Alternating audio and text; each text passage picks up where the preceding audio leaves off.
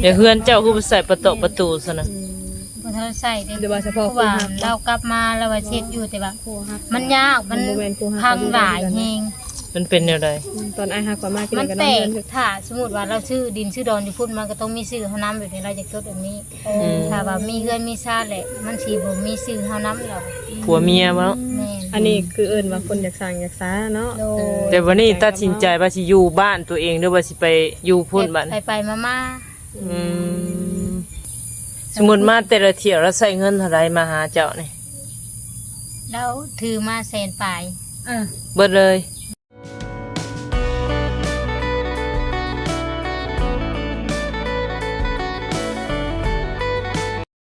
กับทักทายสบายดีบ่มีพี่น้อง FC เบิดสุขคนเด้อเนาะ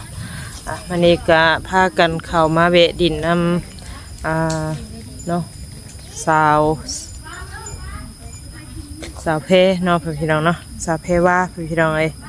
ที่ว่าเพิ่นได้เปิดใจแล้วก็มีครูมีคิงเนาะพี่น้องเนาะที่ว่าเพิ่นได้หนุ่มต่างประเทศหั่นละทางเฮาก็เวะมาดินมาหัวน้ำเพิ่นพี่น้องเอ้ยเป็นจังไดเนาะ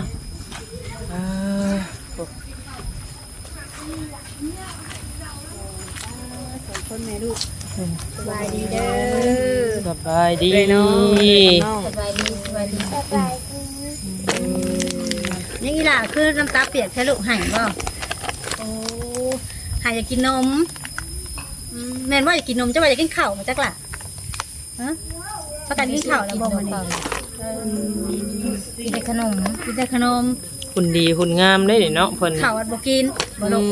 โอ้ยคือว่าเห็นไปไทยนะแม่บ่ลูกม่วนว่าไปไทยนะว่าให้ฟังนะว่าเป็นที่ใด ม่วนบ่ ม่วน อันเป็นขี่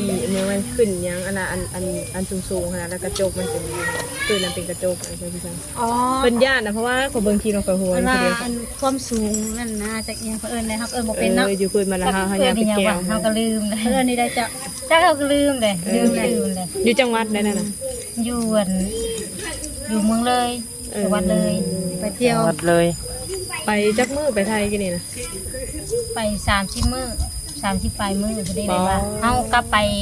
แล้วก็กลับมานี่นะ ไปมา แม่ แล้วก็กลับไปแล้วให้มันได้เดือนหนึงเดี๋ยวมาทำเสียตอกบัตรต่อวัดเนาะค่ะ คันสิว่าแล้วก็สาวลาวบ่าวไทยอีกคู่นึงเนาะที่ว่าพ่อกันจะเทื่อได้ล่ะ 2เทื่อนี้ สองเทื่อนี้เนาะแบบความหักยังหวานเจี๊ยบคือเก่าพี่น้องเอ้ย ยังหักยังมากันคือเก่าเนาะเพิ่นก็เป็นคู่ที่แบบว่าซื่อสัตย์ต่อกันแหละเนาะ ไปมาหาสู่กันแบบนี้บ่อืม เพราะว่าคำว่าโอ้ถ้าคนบ่ซื่อสัตย์นี่บ่ไปฮอดทางไทยได้เนาะ คือทางนั้นก็คือสิบ่มาสั่งมาสาวซำนี้เนาะ โดยแม่ ตามมากันพี่น้อง แต่บัดนี้คือทางเอ้ยมาเยี่ยมมายามเนี่ยคืออยากมาถามแบบนี้เนาะเพราะว่าเห็นคู่เจ้านี่นะเนาะแบบฮักมักกันแบบแพงกันด้วยใจสินะแต่คือทางอ้ายเพิ่นได้เคยขึ้นมาอยู่ที่อยู่บ่ เคย อยู่บ่โอ้เพิ่นขึ้นมาจากเทื่อค่ะคบกัน หลายเทื่อ2-3เทื่อแบบนี้นะแต่ว่ามาอยู่บ้านเฮา7มื้อแล้วก็กลับไปอีกกลับไปไทย2-3มื้อแล้วกลับมา เอาไปมาเนาะ โดย แล้วก็ไปมาๆคือกัน โดย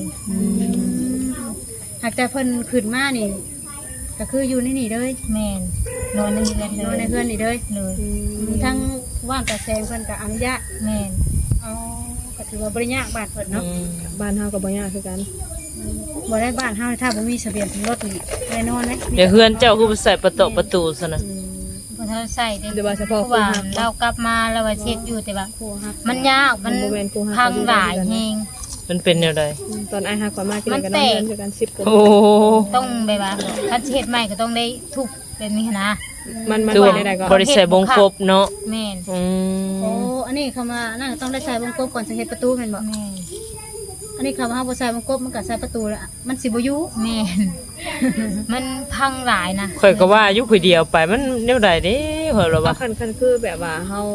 ตั้งวงกบใส่แล้วก็จะเฮาเอาปูนมาเจิมใส่แบบบ่ได้บ่ ได้ดิแต่ว่าเขาต้องทุบก่อนเลยนะทุบแล้วก็เอาวงกบมาตั้งแล้วก็เอาปูนแปะแต่สิได้อ โอ้ ยู่ คันจะว่าแล้วก็แปลงขอแปลงบอลนะมัน แป้ง ก็ ขอบบอลสิจับปูน มันก็แน่นอนแล้วบ่เนาะมันก็บ่เปเวอร์แล้วบ่เนาะ แต่ว่าเฮาบ่ทับบ่แปลงว่าย่านปูนบ่จับกันกับขอบประตู นะจ๊ะ ถามความรู้สึกสาวเพวาหลังจากมีครูมีคิงชีวิตเป็นจังไดดีขึ้นบ่หรือว่าา ดีขึ้นเลย ดีขึ้นทันเลยทันใจเนาะ แบบบ่ว่าแต่ดีสำหรับสาวเพว่าเนาะครอบครัว ครอบครัว เบิดทุกคนเลยเนาะหรือว่าเพิ่งพาเราเนาะ หรือว่าชีวิตครอบครัวดีขึ้นแต่ชาตะกี้ยังบ่ได้แบบนี้เนาะก็ถือว่าหลังจากที่ว่ามีแฟนเป็นคนไทยเนาะแล้วก็ชีวิตเราก็ดีแบบว่าง่ายๆกับบ่แม่นว่าแตลาหรอกครอบครัวนะเอ้ยน้อง เบิดทุกคน ถือว่าบ่แม่นกันมาเนี่ยแล้วเพิ่นขึ้นมาหลายเทื่อนี่ก็คือเพิ่นขึ้นมาแบบได้มาเยี่ยมมายามบ่หรือว่ามาไหวมาขอ บ่มาลิ้นซื่ มาดิน อ ซื่อๆโอ้เอาบ่ได้ไหวได้ขอว่าซั่นน่ะ ๆยังบ่ได้จดทะเบียนสมรสเด้ โอ้ ต้องขอบ่ได้ ต้องจดทะเบียนสมรสได้จังมาขอบ่ แม่น โอ้เอาแล้วตอนนี้ได้ปัจจุบันนี่เรียนเฮ็ดอยู่บ่หรือว่าใด บ่ได้แล่นเด้เพราะว่าเรากลับไปต่างประเทศ อืม ไปลิ้นอยู่ไป ๆโอ้เพิ่นต้องกลับไปพุ่นอีก แม่น โอ้กลับมาเฮ็ดอยู่พุ่นบ่ บ่แต่ว่าเรากลับบ่เฮ็ดเวียกคันแบบว่าคันเฮาสิเล่นเฮาก็ต้องอยู่เป็นปีอยู่ประเทศไทยน่ะ โอ้ คืออยู่เป็นปีเพราะว่ากลัวสิได้ทะเบียนสมรสมันก็เป็นปีแล้ว อืม แต่ได้บอกอยู่ว่าสาวบาเพิ่นสิเฮ็ดมื้อใดได้บอกอยู่บ่ได้บอกได้กล่าวกันอยู่บ่ แล้วเวียกทางคุณพุ่นเลย แล้วเวียก ประมาณปี2ปีบ่เกินปีหน้า ก็ได้เห็น เงินเดือนสูงเนาะเราเฮ็ดเวียกอยู่พุ่น สูงอยู่ อืม ว่าง่ายๆก็คือทางอ้ายเพิ่นนี่คำสิเฮ็ดก็เฮ็ดได้หากแต่รอเคลียร์เวียกเคลียร์งานแล้วก่อน แม่น โอ้หากสมมุติว่าเฮาบ่เฮ็ดแต่เฮาอยู่กันสิไปเลยก็บ่ได้บ่ บ่มันคงบ่ ก็ได้อยู่แบบนี้นะเราก็อยากจดแบบนี้ เอ เพราะ อ ว่า ก็ ถ้าสมมติว่าเราชื่อดินชื่อดอนอยู่พุ่นมันก็ต้องมีชื่อเฮานํแบบนี้เราอยากจดแบบนี้ ถ้าว่ามีเงินมีชาติแหละมันสิบ่มีชื่อเฮานํดอก ผัวเมียบ่เนาะ แม่น อันนี้คือเอิ้นว่าคนอยากสร้างอยากสาเนาะ โด แต่วันนี้ตัดสินใจว่าสิอยู่บ้านตัวเองหรือว่าสิไปอยู่พุ่นบ้าน ไปๆมา อืมเที่ยวไปเที่ยวมาเนาะ คุณแน่พี่แน่เนาะ แต่เจ้าเองได้ถ้าบ่คิดอยากไปทำงานทำการน้ำเพิ่นบ่ ๆแล้วบ่ให้ไปเขาบ่ฮับไม่ยิ่งเด้ บ่ อืม เป็นงานผู้ชาย โอ้ยอยู่ที่กันเพิ่นเลี้ยงก็ได้ละอยู่ให้กำลังใจเพิ่น แล้วก็เพิ่นก็อยากให้มีชื่อนะเนาะแบบว่าผัวเมียกันเฮาอยู่กันมาหลายหลายปีสิเนาะไปบัดชื่อที่ดอกที่ดินบ่มีชื่อลูกชื่อเมียบัด แม่น คิดแบบใดแบบหนึงแล้วแม่นบ่ โดย เพิ่นก็เลยอยากให้เจ้าน่ะเข้านำ เลยเพิ่นจะเอาลูกไปเฮียนพุ่นหนนะโอ้ยแบบว่าใส่ขึ้นชื่อสมโนครัวดังเพิ่นแบบนี้ อ๋อ แต่ซั่นน่ะมันยาก แต่ว่ามันก็ต้องเว่าเรื่องเรียนเฮ็ดให้ถูกต้องนี่มันก็ต้องใช้เวลา แม่น แม่นใช่ละ แต่ว่าเรื่องเงินกับคำในห่วยเนาะบ่เว้าได้เรื่องนี้เนาะเสียรายขนาดอันเฮ็ดอันทะเบียนสมรสกับอันเรียนให้ถูกต้องนี่เสียรายบ่ เบิดแสนบาท รักแฟนแม่น เอ้าแม่งครอบข่อยได้ฉันนวนแล้วเพื่อเฮาสิแดนนี่เฮ็ดถูกต้องเนาะมันเบิดเงินหลาย น้อย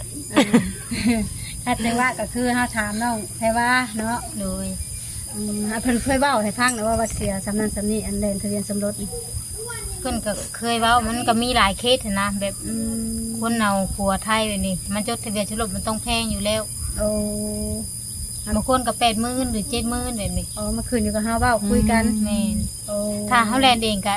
42-30,000บ่แพงปานใดหั้นนะ คอยอยู่บนทางต้องหาหน้าหนาเนาะ แม่น ถ้าเขาว่าเฮ็ดทะเบียนสมรสเรียบร้อยแล้วเจ้าก็ต้องได้เอาลูกเอาหยังคืนสำนุอหยังอีพุ่นเบิดเลย แม่น อันนั้นก็ได้เสียเงินอีกบ่นั่นก็ ก็ได้เสีย เสียคือกันอีก เลย แต่บ่ฮู้ว่ามันสิเท่าใด แม่น 3 คนเนาะ3 คนก็ถ้าตกเป็นอันน่ะเป็นแสนก็ถือผู้หนึง30,000ปลายแม่นบ่ มันก็ต้องเสียรายก็หันอีกอยู่เนาะเพราะว่าเพื่อสามนงของคนครัวได้เจ๊ ม อันนี้คือเฉพาะทะเบียนสมรสท่านซื่อๆเด้ อืม แต่ถ้าอ่านก็ค่าหลักแสน แม่ โอ้ถือว่านักอยู่เลยเนาะ นัก ทำสิเฮ็ดไว้บัดคืออ้ายเพิ่นว่าได้เนาะมันหลายสิ่งหลายอย่างรับผิดชอบแม่นบ่อีกอย่างทางเพื่อนนี่ก็ยังบ่ทันได้แล้วนี่พี่น้องเอ้ยคือเห็นนี่แหละประตูยังบ่ได้มี เลย จังไดสิแลนเฮ็ดเฮือนจังไดสิแลนทะเบียนสมรสลากัน อืม อืม เรื่องลูกเรื่องเมียโอ้ย สมมุติมาแต่ละเที่ยวแล้วใช้เงินเท่าไหร่มาหาเจ้านี่ แล้วถือมาแสนปลาย เออ เบิดเลย แม่น ป้าตัว ไปเที่ยวส่วนหลายนะ อืมเพิ่นก็อยากให้ความ ไป สุขเนาะ แต่ว่าอันนี้บ่อยากไปดอกเมื่อย อืม ขึ้นไปฮอบประเทศไทยนั่น อ้าววันนี้คือเจ้าไปไทยอันในเดือนหนึงนี่เพิ่นพาไปเที่ยวไสแต่ละเที่ยวปุ้ยบอก ถ้าก็บ่จื้อมันหลายบ่อนแน่ โอ้ไปหลายบอน แม่น ไปล่าสุดนี่ไปบอนใดล่าสุด ไปอันบ่อนกระจกใสอยู่อันจังหวัดเลย โอ้เป็นยังไงได้เห็นนะ เป็นตะยาน เป็นตะยาน เดี๋ยวลงไปแล้วบ่แบบนั่นบ่ มันเสียวแห้งเลยนะเดี๋ยวลงไปนะย่าน เพราะเฮาเบิ่งในคลิปเฮา มั มัน คั่วอยู่นะมันคั่วอยู่อะไรเอ็ดอยู่ เอาแบบว่าเขาย่างนะมันเคลื่อนไหวตลอดเลยบ่ก็เลยคิดยันมัน เป็นกระจกหั่นบ่ แม่ อืม อันบ่ได้แนะนำว่าสักแค่ว่า ข่อยนี่ยันขาแข็งเลย มัน ข่อย สูงมันก็ต้องคั่วแน่หน่อยหนึง แบบระบบเขาเฮ็ดมาไปนั่นเด้ ไม่ใช่น้องสาวไล่ก็บ่เคยว่าไปเที่ยวก็เลยมาถามทางน้องแพรว่าเพิ่นเนาะเพราะว่าน้องเพิ่นนั่นเพิ่นมีแฟนคนไทยแต่อาจจะไปเห็นหลายสิ่งหลายอย่างในประเทศไทยหั้นนะเนาะ เพิ่นก็ถือว่าแบบอีหยังเพิ่นเอิ้นว่าแบบชีวิตเนาะก็แบบพลิกขึ้นมาหลายเลยเนาะหลังจากที่อายเพิ่นเข้ามาในชีวิตเนาะ เพิ่นก็คือว่าแบบเพิ่นก็เป็นผู้ใหญ่พอขนาด นี่แหละเพิ่นเดินว่าถือครูอันนั่นก็ดี ที่ เนาะ จริงใจจริงจังว่า ผู้บางคนมาถึงหลอกลวงมีแต่ว่าสาระตัวเนาะสาระก็ว่าเบาไทยตัวเนาะ อันนี้มันก็บ่ได้เป็นผู้คนเนาะ แม่มันก็เป็นบางคนที่น้องไงเนาะ แม่นบ่ล่ะ เลย แม่นบ่สิถามเลยเนาะเพราะว่าน้องเพิ่นนี่อ่ะพอยสิถามเนาะถามเหตุผลคือตามที่เจ้าได้ยินน้ำคลิปแต่ละคลิปเนาะเขาว่าสาราตัวสาราดอกนี่เจ้าเคยเชื่ออยู่บ่ล่ะเป็นผู้คนบ่ล่ะ บ่ มันบ่ได้เป็นผู้คนแม่นบ่ เลย อยากให้เพิ่นแยกแยะเนาะอันนี้บ่แม่นว่าเพิ่นสิเมารวมเนาะ แม่ นี่คือสมมุติว่าน้องแพ้ว่าจริงใจจริงจังอ่ะว่าสาราตัวอังชันสิเจ้าบ่ได้นั่นมันเหมารวมได้แม่นบ่มันต้องแยกแยะเนาะแพ้ว่าเนาะอืมเพิ่นสิแหละพี่น้องไอ้น้องเพิ่นก็ บ่ดอกเด้เอาเพิ่นเป็นพังเป็นพาได้เนาะเป็นครูเป็นคิงเนี่ย อ่ะแล้วคือทางอ้ายเพิ่นน่ะแบบลูกเต้าเพิ่นนี่เพิ่นก็บ่ได้ว่าได้ติเนาะ บ่ เพิ่นตอนเจ้าไปเพิ่นก็มาดินน้ำอยู่บ่ ก็ไปเฮือนลูกเราเลย โอ้เพิ่นเอิ้นเจ้ากับแม่อยู่บ่เอิ้นแม่ บ่ เอิ้นไม่ได้ซะ เอิ้นเพว่าซื่อ เอาเอิ้นชื่อเอา ๆเลย เพิ่นใหญ่กว่าบ่ แม่นเพิ่น30ปลายแล้วสิเข้า40แล้วนะ แล้วก็เอิ้นชื่อเอา เลย ดูเป็นจะคนนะ สอง สองคนใหญ่บ่แล้วเนาะ เลย อายุแต่ละคนนี่คือสิใหญ่กว่าเจ้าเบิดเลยแม่ แม่ น น30ปลาย ผู้ชายหรือผู้หญิง ผู้ชายเบิด เจ้ายังบ่ฮอด30บ่เจ้า บ่ เท่าไหร่ค่ะ 23 เราสร้างเราจะสร้างเพราะว่าแล้วเรากับบางปีทำมานั้นเรากับ สาว ชาวปีเนาะแต่ละเนาะ สาวกว่า 21 22 โอ้อันนี้จะอยู่กับอ้ายนี่คบกับอ้ายนี่มาได้จักปีแล้วสั่ง 2 ปีเต็มเดือนนี่แหละวันที่24 เพราะว่าเราสิฮอด27 28เด้อบ่เบิ่งหน้าเรา แม่นอยู่บ่เฮ้ยป่ะ อืม ชาวสามบ่ แม่น บ่ยันบ่จื้ออายุ 24เพราะว่า มุกเจ้าเท่าไหร่ คอยนี่เขาชัดเจนเลย ฮะ แม่นบ่น้อง ข่อยยันเจ้าบ่จื้อนี่บ่แม่นดอก23 เกิดปี 2001 เกิดปี21ปีนี้กับปี2025 ซาซีเราก็จะเขาซาซีเลย ที่เขา24เนาะโอ้ เราคนน้อยเลย คนน้อย น้อยใสเราก็ใหญ่อยู่ ถ้าน้อยคือบ่เอาผัวบ่มีลูกแบบคิงบางล่างเล็กเด้ เอา คิงบาง ว่า ล่าง จัง น้อย ซั่น เด้ เอา ว่าเอาจนเจ้าพี่ว่าไปเป็นไปสนวนนะน้อยก็น้อยก็โตเนาะแต่เรื่องอายุอันยังก็คือว่าแน่พี่น้องเลยพอมีครอบครัวก็มีไปเนาะ โอ้ยเนาะถ้ามาช่วงอันหมากใหญ่มันเกิดสุกแน่ใครอยู่ พี่น้องเลยว่าไปมาแล้วก็บ่มีคำถามน้องเพิ่นได้บ้านนี่น้องเพิ่นก็ซอยเว้าแล้วก็น้องไผว่าเล่าเหตุการณ์ในพังก็ไปไทยไปเที่ยวไปได้กินอย่างแน่อ้ายเพิ่นพาไปดินไปอย่างนั้นเว้าเหตุการณ์ในพังในพวกเพิ่น เธออยากไปน้ำเนาะ เทื่อกันได้ไปเที่ยวเทื่อได้แวะเวียนหาได้ซะเอา เพราะแต่ว่าอันคืออันอนาคตนี่ต้องได้อันนี้อยู่แล้วมันบอกเคยเบ้ากันอันวางแผนกันไว้อยู่แล้ว แม่ มัน น บอ เว้าก มาตลอด โอ้ วางแผนว่าสิเฮ็ดแบบวางแผนอะไรเกี่ยวกับอีหยัง ชีวิตครูแมันบ่ โดย คือว่าแหละหนึ่งมาเฮากับผู้หญิงผู้หญิงเนาะอีกอย่างก็ ไปมาสิก็คือว่าแล้วคณะมักหากันแท้ก็ขึ้นต้องตามกฎหมายเนาะ โดย ใบโคแล้วบ่ล่ะ ยัง ยัง ก็ยังค่าทะเบียนสมมุติ ค่าทะเบียนสมรสแน่เพิ่นยังว่าเพื่อเช็ดทะเบียนสมรสต้องได้เสียเงินหลาย โอ้ถ้าว่าบ่เฮ็ดอันนี้ก็คือใบโคบ่ได้บ่ แม่น ยากซะเนาะ แม่ เอาบัดนี้เด้อคือสิเจ้าว่าวางแผนอนาคตนี่วางแผนแบบใดสิพากันสร้างสายังหายังหั้นนะวางแผนไว้ของพี่ของเจ้าสองคนที่คุยปรึกษากันแต่ละมื้อหั้นนะ แล้วก็ซื้อดินอยู่พุ่นแบบนี้นะแบบ โอ้ หาเฮ็ดงานอยู่พุ่นแบบว่าเช่นเราอยากได้ส่วนยาวแบบนี้เราก็ซื้อ โอ้ จ้างคนแบบนี้ อันนั้นก็คือว่าเฮาซื้อแหละเฮาว่าวางแผนปลูกหักปลูกนี้ แม่น เนาะก็ถือว่าเป็นเศรษฐกิจของเฮา บ่ได้ให้เมียนอนเผานอนรักษานะเนาะ ถ้าว่าวางแผนมาชั้นมีที่เป็นของตัวเองเนี่ยก็คือเจ้าก็ต้องได้ไปอยู่พุ่นหรือดูแลอยู่พุ่นนํกัน แม่น สมมติว่าเฮ็ดแบบถูกต้องตามกฎหมายบ้านเมืองเฮาเนาะอืมแล้วอยู่พี่ได้ซะเพิ่นได้ซื้อหยังไว้อยู่ว่าอยู่ทางลาวพุ่น ซื้อแต่ดินไว้ อันดินบ่เจ้าเว้าหั่นบ่ แม่น โอ้ตอนนี้ได้นั่นแหละ แล้วซื้อเพิ่มอีกตอนหนึง ชื่อเพิ่นอีกตอนหนึงแหละ โดย ว้า ตอนเท่าไรฮะ 30,000 โอ้กว้างแต่ ดินอยู่ทางไหน ทางผู้ โอ้หิมทางเล่นบ่ แม่นมันอยู่กลางหมู่เลยได้ดินนะ บ่บัดนี้หาซองดินแปรกันบ่ แม่น โอ้ใครอยู่เนาะอืมตอนละ30,000คือเราบ่ โดยตัวนัด70,000อันนี้30,000 โอ้ ตัวซื้อก่อนน่ะแพงกว่า โดย โอ้ ก็เป็นแสนหนึงเลยเนาะ ไม่ได้ก็คือดินมันอันบ้านเฮานี่คำว่าเจ้าซื้อแล้วเนาะก็คือเพิ่นสิวางแผนให้เจ้าเฮ็ดหยังเฉยอยู่เพิ่น พวกเคลื่อนไว้นี่แหละ พวกเพิ่นไว้ ก็แบบอยู่เป็นส้นโตเจ้าของอะไรเนาะอีกอย่างก็พี่ก็แบบน้องนุ่งกันยังหลายสินะเพราะว่ามื้อหนึงเพิ่นนั่นเป็นผัวเป็นเมียกันเนาะคันสิว่าแล้วก็ไปอยู่เรือนหลัง เทื่อหลังนี้ก็คือสิปล่อยให้น้องแล้วก็พ่อแม่อยู่เนาะ อันนั้นน่ะซื้อเพื่อวางแผนอนาคตข้างหน้าเพื่อมีลูกมีเต้ากันเนาะว่าซั่นซะโยมีลูกมีผัวผู้คนก็อยากมีลูกเป็นท้องตัวเองแน่เนาะ แม่ มันก็ต้องเผื่อไว้พี่น้องเว้ยหรือว่าคิดสิบ่เอาบ่ฮะ ก็คิดอยู่ คิดอยู่ ได้ แม่นบ่โอ้ที่ผ่านมาก็ถือว่าคิดอยู่หั่นแต่ก็คือว่าแหละเฮายังบ่ทันได้เฮ็ดแบบถูกต้องเนาะบ่กล้าปานใดแม่นบ่เอาลูกเป็นนี่ได้ บ่ได้สืบแนวบ่ แม่นบ่ได้สืบแนวเด้ว่า ใจเย็น บ่พอ เนาะ เนาะเรียนต่างฝ่ายต่างก็ยังบ่พอ ใจเย็น บ่พอ กกไปสาเหตุยังบ่แบบว่ายังบ่จบบ่ซั่นซะยังบ่ทาวร และถ้าจะกินลาบงัวพุ่นแหละ มันเป็นค่อยไปเนาะมื้อใดก็ได้ดอก ค คน น นะ น่ะคือน้องว่าวเนี่ยต้องเล่นสามโนอย่างเรียบร้อยทะเบียนสมรสเรียบร้อยพุ่นแหล้วเนาะใส่เสื้ออย่างสิ่งงัวได้เพอๆเนี่ยอ่ะ แต่หาก เอก่อ คันอันนั้นหากคือเว้าถึงแบบถือกฎหมาย อืม แบบฟังนั้น อืม แต่ว่าคันถามว่าแบบคือแบบว่า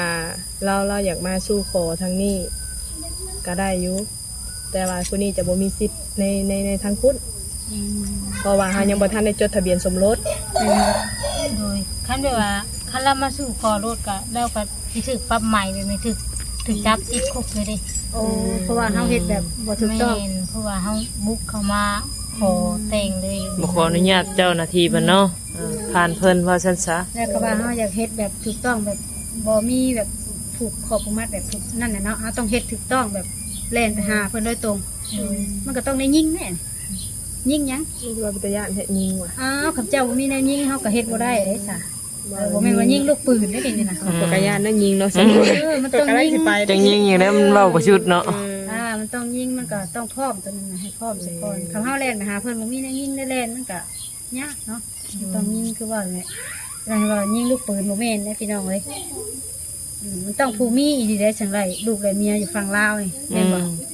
ใช้จ่ายหลายเนาะ ผู้ละคนว่าอยากได้ลูกได้เมียอยู่ฝั่งลาวเงิน60,000ข่อยสิไปขอไปแต่งว่าซั่นอาจจะบ่คิดว่าค่ากินค่าอยู่ค่าผู้บอกบ้านค่าน้ำค่าไปค่ามาเห็นบ่ล่ะอันนี้ว่าอยากได้ลูกได้เมียอยู่ฝั่งลาวหาเงินสำนั้นอยากมาเล่นจังซี่เล่นได้บ่ทะเบียนสมรสฉะนั้นนี่ปรึกษาเฮา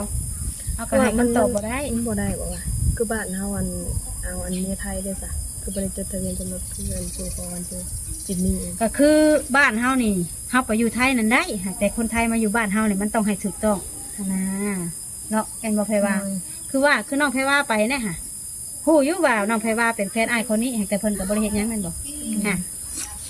วันนี้คือ เว้าง่ายๆคือผัวนี่อยากมาอยู่ประเทศลาวนะนี่แม่นบ่ แล้วก็แบบว่ามันการไปการมามันก็สะดวก เออ เราก็อยากอยู่ประเทศไทยหลายกว่าถ้าสมมติว่าเฮาจดทะเบียนสมรสนี่เฮาก็ต้องเลือกสัญชาติเพื่อสิให้เลือกสัญชาตินะ อืม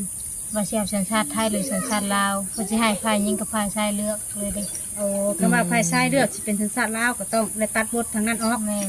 คำคือเจ้าสิเลือกสัญชาติไทยเจ้าก็ต้องได้ตัดสัญชาติลาวออกไปอยู่ไทยเลย แม่น ถือว่าเจ้าสิตัดชาติลาวนี่นะไปอยู่ไทยแม่นบ่ แต่บัดนี้ โอ้ เอ้ยสิถามคุณผิดเจ้าสมมติว่ามันเป็นจริงอีดีเนาะแบบว่าแล่นให้ถูกต้องอีดีเพิ่นให้เจ้าเลือกสัญชาติใดสัญชาติหนึ่งเอาให้เจ้าสิเอาแบบใด เลือกสัญชาติไทย เลือกสัญชาติไทยอันนี้ก็คือจากใจน้องไพว่าเนาะ ตัดสินใจแน่นอนเนี่ยนะมั่นใจเลย ถ้าเลือกสองสัญชาติสิบ่ได้ติ บ่ ถ้าเลือกสองสัญชาติฉันบ่ได้เพราะว่าเฮามีครอบมีครัวได้เด้เฮาสิเลือกสองสัญชาติ ภายใดภายหนึ่งอันนี้ เฮาต้องเพิ่นให้เอาภายใดภายหนึ่งเด้ตามที่ว่ากฎหมายเพิ่นเข่งครัดมาหรือว่ากฎหมายตามบ้านเมืองเพิ่นนี่เนาะอืม แต่ว่ามีสมรสแล้วก็แบบว่าไปมาหาสู่กันได้เนาะอ่า อันนี้ถือว่าน้องเพิ่นเลือกสัญชาติไทยเนาะหากแต่ว่าเลือกกับบ่แม่นว่าเพิ่นสิไว้มาเยี่ยมมายามเพิ่นให้มาได้แล้วว่าบ่ ก็มาได้แต่เฮาคือคนไทยนี่แหล้วบัดนี้มีพาสปงสปอร์ตทางนี้แล้วบัดนี้ ถ้ามาได้ก็ต้องมีวัดสปอร์ต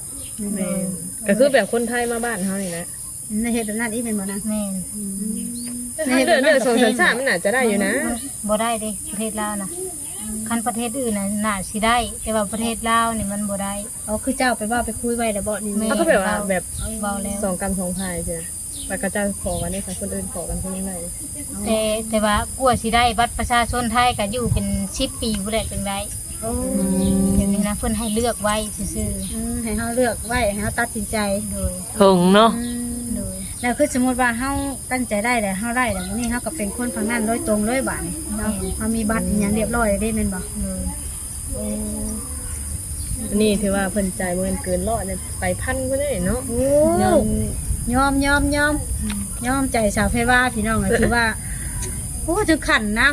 ผู้บางคนนี่อาจสิบ่กล้าไปหาไปถึงหม่องถึงบอนแม่นบ่อันนี้น้องเพิ่นลุยไปจนฮอดหม่องฮอดบอนแล้วก็ จวด เห็นเพิ่นเห็นซ่านว่าได้อยู่ด้วยกันเรียบร้อยนะเพียงแต่ว่ายังบ่ได้เฮ็ดแบบ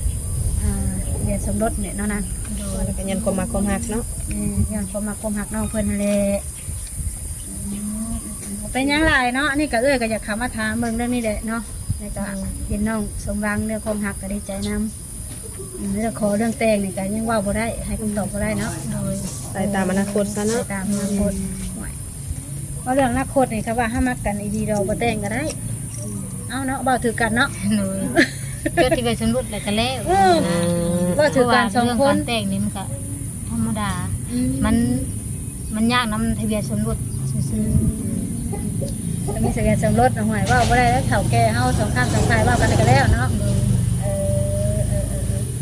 อ ถือว่าก็ดีมุกดีใจน้ำเพิ่นเนาะ อืม ดีใจที่เราไปหักแต่ว่าคืออันอย่างที่น้องว่าเนี่ยอายเพิ่นมาเลยเสียใจตอนนั้นนะบ่เห็นอายเพิ่นจะเถื่อเอา อืม อืม เอาอายเพิ่นมาจะเถื่อ3-4เถื่อแต่ว่า ๆ เนาะ แม่น หากแต่ว่าเฮาบ่เห็นเพิ่นจะเถื่อเด้ เจ้า จะ ต้อง เห็นตัวจริง ยายทินมาอยู่พี่ได้ใกล้ๆเลย เห็นตัวจริงเนาะเห็นแต่ได้ฮู้แม่นบ่โอ้ไปหาตัดเอาน้ำเลือดตัวเรื่องของเรื่องเด้อ จังแนว ไปซะเนาะมีแต่ว่าสิได้กลับป้าซะเนาะมื้อนี้ก็เข้ามาโอเวอร์ลมน้ำพี่น้อง มันดินน้ำเบบมันดิน ผ่าน น้ำ มาทางนี้เนาะ ว่านี่ก็มาหากแต่น้องเพิ่นบ่ได้อยู่บ้านนี่เนาะไปตลาดบ่ หาถามข่าว เออ จังไดคนรู้จักกันเนาะ ก็คือสมมติว่าอ้ายเพิ่นได้เบิ่งคลิปนี่มีหยังอยากเอาแล้ว คุยกันคุมื้อเนาะ โดย โอ้ยเจ้าก็ได้ บอกบ่ได้ระหว่างที่อยากบอกในคลิปว่าโอ้คิดฮอดคิดถึงเก่าให้อ้ายดูแลสุขภาพด้วยอยู่เพิ่นจังซี่เนาะคนหักความหักหวาน เพิ่น ชื่น บอกกันคุมื้อเช้าเที่ยงแลงบ่าย ภาษาพี่น้องเอ้ยเว้าหลายยาวเนาะน้องเพิ่นยังเขินอายเว้าเลย ยิ้มระยะห่างเลยจ้ะ ยิ้มน้อยยิ้มใหญ่อยู่พี่น้ ป้า อง ซาเดียวกับป้าก่อนเด้อน้องเด้อน้องมีแตามื้อหน้าผ่านมาทางนี้ก็สิเข้ามาเยี่ยมมาหาใหม่เด้อ ภาษา สบายดี สบายดีเด้อ สบายดี น้องไผว่าโดย มาเอิ้น